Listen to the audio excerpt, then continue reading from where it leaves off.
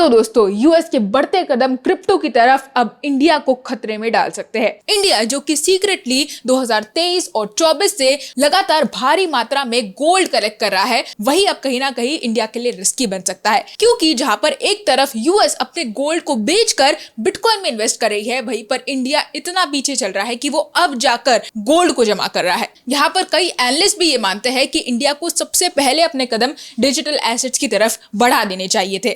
तो आज के इस वीडियो में हम इसी एक टॉपिक के बारे में डिस्कस करेंगे और जानेंगे कि किस तरह से मार्केट की और अपडेट्स के कारण मार्केट में फ्लक्चुएशंस हमें देखने को मिल सकते हैं। तो मेक श्योर वीडियो को लास्ट तक देखिए। साथ ही में क्रिप्टो से रिलेटेड इसी तरह के वीडियोस को देखते रहने के लिए चैनल को सब्सक्राइब करना बिल्कुल भी मत भूलिएगा और आप हमारे टेलीग्राम और इंस्टाग्राम दोनों को ज्वाइन कर सकते हैं, जिसका लिंक आपको नीचे डिस्क्रिप्शन बॉक्स में मिल जाएगा। नेक्स्ट वीडियो अगले कुछ ही घंटों में आने वाला है मीम कॉइन्स के ऊपर, तो आप उसे भी चेकआउट कर सकते हैं। हेलो दोस्तों, welcome to the crypto byte. और आज हम लोग बात करने वाले हैं मार्केट की फिलहाल की सिचुएशन के बारे में, जो इंडिया को काफी ज्यादा खतरे में डाल सकती है। यूएस के साथ साथ यूएई और चाइना जैसी बड़ी बड़ी कंट्रीज अब डिजिटल एसेट्स को बाहें खोलकर अपना रही है और ऐसी सिचुएशन में इंडिया बहुत ही ज्यादा पीछे चल रहा है। आप जस्ट एक बार सोचकर देखिए कि इंडिया इस समय पर कितना ज्यादा पीछे चल रहा है। यहाँ पर चलो मान लिया कि यूएस की जनता एजुकेटेड है, काफी ज्यादा एजुकेटेड है, इसलिए क्रिप्टो को समझती है।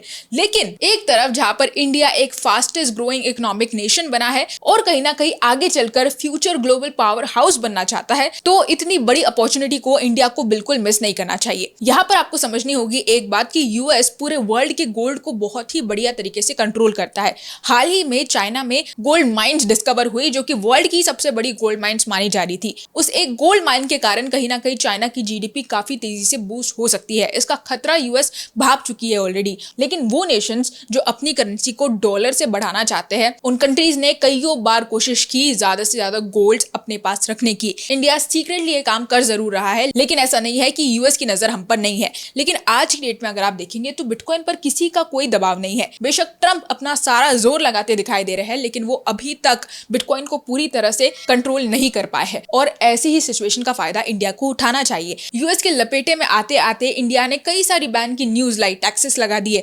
बेशक यहाँ पर बहुत अच्छा प्रॉफिट हुआ, लेकिन अब समय आ चुका है कि इंडिया को भी अपने स्टेप्स डिजिटल एसेट्स की तरफ बढ़ाने चाहिए, क्योंकि बेशक ये रिस्की है, लेकिन आने वाले समय में एआई की तरह ये भी फ्यूचर ऑफ करेंसी ही है। आने वाले समय में हमें यही देखने को मिलेगा कि ट्रांजैक्शंस बिटकॉइन में हो रहे हैं, लोग कार्ड से स्वैप करके बिटकॉइंस में ट्रेड कर रहे हैं।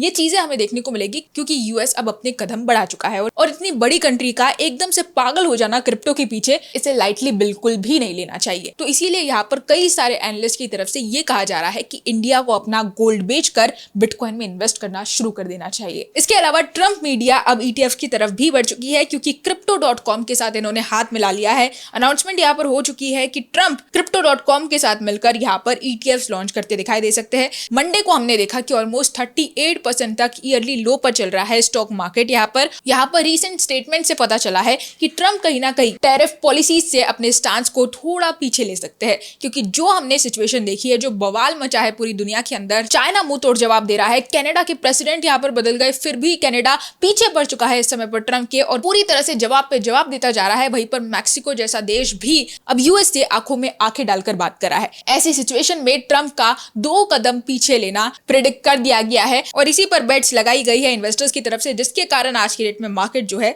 वो यहाँ पर हमें ग्रीन होता दिखाई दिया है। यहाँ पर करंट मार्केट की सिचुएशन कुछ ऐसी है जिसमें काफी सारे नए नए कॉइन्स इस समय पर प्रॉफिट्स में आते दिखाई दे रहे हैं। बीएनबी कॉइन में जो हमें रिकवरी देखने को मिली है वो एक स्टेटमेंट के कारण हुई है। यहाँ पर बाइनेंस के जो सीईओ है, उन्हें ट्रंप के जो फैसले हैं क्रिप्टो को लेकर वो काफी ज्यादा अच्छे लगे और यहाँ पर उन्होंने क्लियरली कह दिया है कि Trump administration has been a fantastic reset for the crypto currency industry. यहाँ पर हम सभी जानते हैं कि बाइनेंस ग्लोबल के जो सीईओ है रिचर्ड टैंग, जो कि पहले सीजेड थे, लेकिन उनके ऊपर काफी सारे चार्जेस और एलिगेशंस लगा दिए, तो अभी के टाइम पर रिचर्ड टैंग है और जिन्होंने रिसेंटली एक सेटलमेंट भी किया था ऑलमोस्ट $4.3 बिलियन का यूएस के साथ, और फिलहाल ये भी ट्रंप को यहाँ पर सपोर्ट करते ही दिखाई दे रहे हैं। ओवरऑल पूरी क्रिप्टो इंडस्ट्री इस समय पर ट्रंप के सपोर्ट में है और कहीं ना कहीं ट्रंप की तरफ से और ज्यादा बड़े कदम चाहती है क्रिप्टो की तरफ। एसईसी ने रिसेंटली ऑर्गेनाइज किया था एक round table conference crypto regulation को लेकर। ये इनिशिएटिव काफी ज्यादा कंसिडर किया गया और आज की डेट में इस राउंड टेबल कॉन्फ्रेंस को यहाँ पर दुनिया की सबसे पहली राउंड टेबल कॉन्फ्रेंस एसईसी की कंसिडर की जा रही है। दूसरी तरफ क्रिप्टो ईटीएफ्स भी यहाँ पर मैसिव पॉपुलैरिटी गेन करते दिखाई दे रहे हैं।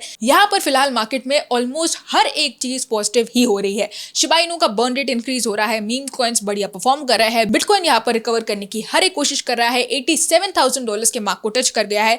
आज की डेट में क्रिप्टो को लेकर काफी सारे इंथुसियास्ट दिन ब दिन बढ़ते जा रहे हैं। यूएस के अंदर ही नहीं बल्कि पूरे ग्लोब के अंदर क्रिप्टो का अडॉप्शन तेजी से बढ़ता दिखाई दे रहा है और इस एक चीज का फायदा सभी पुराने इन्वेस्टर्स को होने वाला है जो लगभग 3 से 4 साल से मार्केट में इन्वेस्ट करके बैठे हैं। नए इन्वेस्टर्स भी जो अभी अभी मार्केट में आए हैं उन्हें भी इस चीज का काफी ज्यादा फायदा हो रहा है, उन्हें भी इस चीज का काफी ज्यादा फायदा होने वाला है क्योंकि मार्केट इस समय पर अपने 2 साल के लोएस्ट पॉइंट पर चल रहा है और यहाँ से एक बाउंस बैक की उम्मीद हमें दिखाई दे रही है। लेकिन हो सकता है इसमें थोड़ा सा समय लग जाए क्योंकि ये जो टैरिफ पॉलिसीज लाई गई है ये किसी के कंट्रोल में नहीं है, ना ही वेल्स इसे कंट्रोल कर रही है और ना ही ये फोमो के कारण हुआ है। ये एक बहुत बड़ा ट्रेड वॉर है जो 2 देशों के बीच में हुआ है, तो इन चीजों को कंट्रोल नहीं किया जा सकता। ये जब तक नॉर्मलाइज नहीं होगी तब तक मार्केट की सिचुएशन का बेहतर हो पाना थोड़ा मुश्किल ही रहेगा।